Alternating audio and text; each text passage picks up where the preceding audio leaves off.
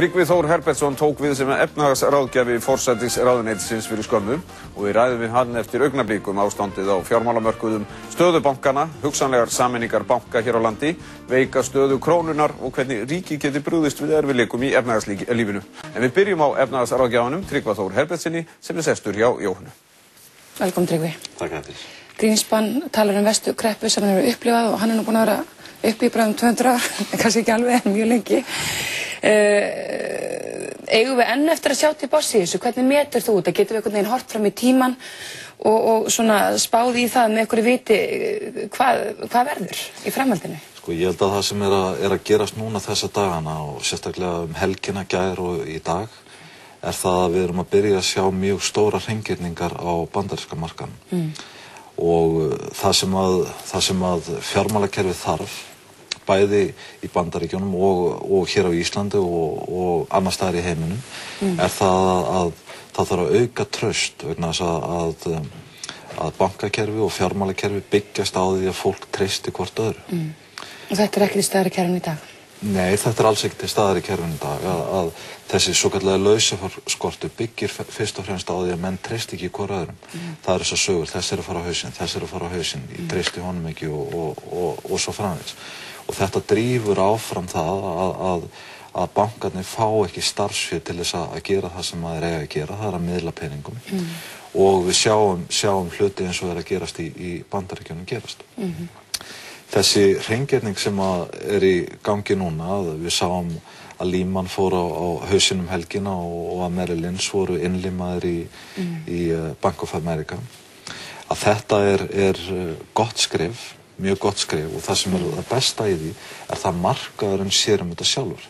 En svo erum við aftur á móti að sjá önnur vandamál eins og AEG, stóra ameríska tryggingafélagi, að það er það stórt dæmi og það er raunverulega tvinnað inn í svona smásölu og annað slíkt að það lítur út fyrir að ríki verða að koma að því. Og það er einmitt meðan við erum bara að tala þá situr seðlabankastjóri Bandaríkjanna og eru að ræða hvernig eigi að koma að því. Mín spá er svo að á morgun verði komið fram með yfirlýsingu að Bandaríkjamenn muni styðja það.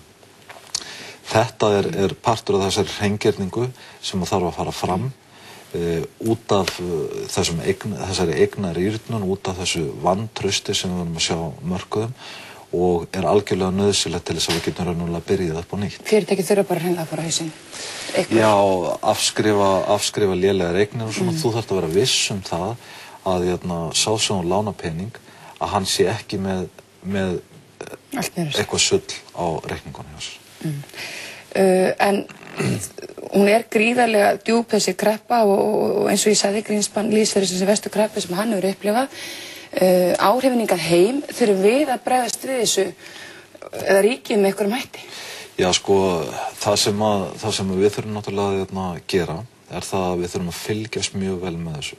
Gera okkur mjög vel grein fyrir því hvernig þetta getur haft áhrif á íslenskt fjármálalíf og vegna þess að íslenskt fjármálalíf er beintengt inn í alþjóða fjármálalífið og við þurfum að vera viðbúin því að þurfa kannski að taka ykkur á hálskeiflur. Aftur á móti að búum við svo vel að bankarnir hérna, við erum ekki með þessa stóru fjárfestingabanka og við erum ekki með raunverulega inn í þessum fasteignalánum og þessum lélegu lánum sem að ameríska bankakerfið var uppfullt af og er uppfullt af og er að drífa þetta áfram. Þannig að bankakerfið íslenska er tiltölulega vel búið í að mæta þessum áföllum og svo verðum við náttúrulega að gera okkur fullkomnan grein fyrir því að hérna árið 2006 fyrir 2 árum síðan að þá fengum við á okkur skell eða bankakerfið sem að fékk menn til þess að taka mjög vel til í sínu ranni, fara yfir alla fjármögnun og annað slíkt þegar aðrir voru ekki að því. Þannig að við vorum pínu undirbúnir heldur en aðrir. Já. En mér langar að fara hans meira ofan í þetta með áhyggjur fólks út af markanum til að mynda áhyggjur og stöðu bankana hérna. Ég átti smá spjall við Jónki Hauksson ritstjóri Frelsis og verslunar í gær og hann var einmitt svona að kannski að lýsa þessum áhyggjum á markanum. Við skulum aðeins heyra í honum áður og höldum áfram. Fjárfestar allan heim, þeir eru mjög uggandi og það ákveðin svona dómínó áhrif sem að verða, sem getur þýtt það að verði einn banki gjaldþrota, að þá getur það leitt til gjaldþrota annarra banka og ég held að stóra umræðu sem að flestir munu taka á næstunni, hún hafin í Bandaríkjunum, þessi á ríkið að koma bönkum til aðstoðar á erfiðum tímum, munur á því að láta banka fara á höfuðið eða einkafyrirtæki. Þetta held ég að verði stóra málið á næstu dögum. Líka á Íslandi, hér hefst umræða ef að íslensku bankarnir verði eitthvað ótraustir, þá mun örugglega hefjast umræða á Íslandi líka á að hefja á ríkið að koma til aðstoðar. Ég held hins vegar að ríkið geti ekki komið bönkunum á Íslandi til aðstoðar vegna þess að bankarnir og efnahagsreikningur bankarnir miklu stærri heldur en ríkið hefur nokkuð tímann bálmagn til þess að aðstoða þá. Þannig að ég held að það mun aldrei verða til umræðu hér á Íslandi. Þannig að bankarnir geti mögulega farið á hausinn á Íslandi?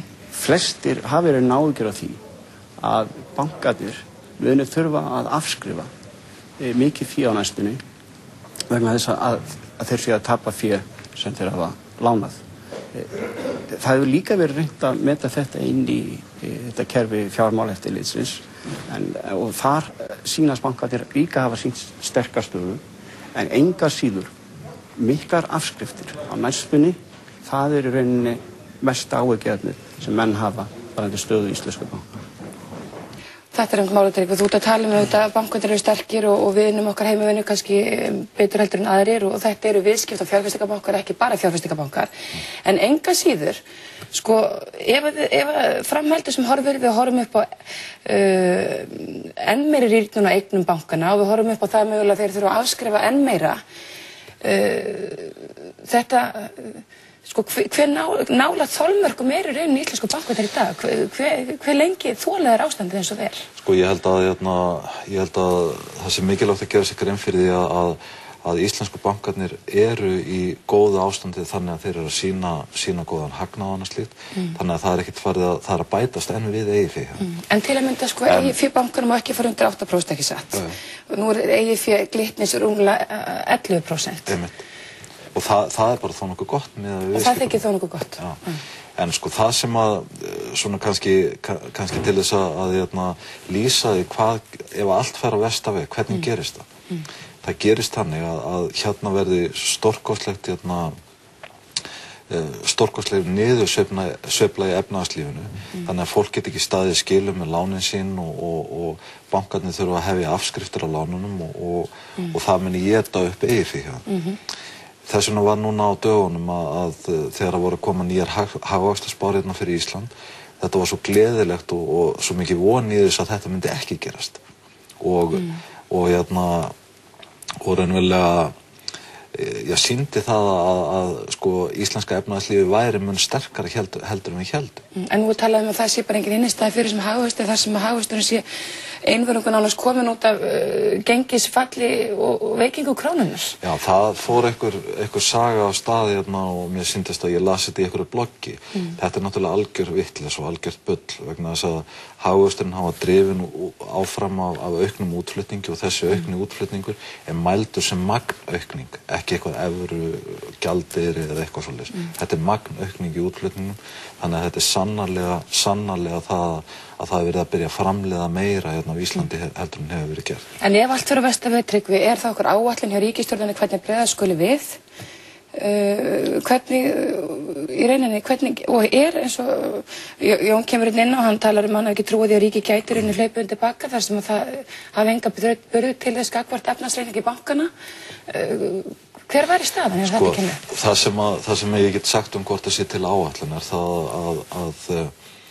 að því hefur verið lýst yfir þó nokkuð ítrekað núna undanfarið er það að íslenska ríki myndi bregðast við eins og allar ábyrgar eða öll ábyrg stjórnvöld myndi gera á Vesturlöndum. og það hlýtur að inklúdera ef maður horfir til dæmis til Northern Rock í Bretlandi, ef maður horfir til Bear Stearns í Bandaríkjunum og svo framvegis og til Danmerkur með sameiningu bankann þar.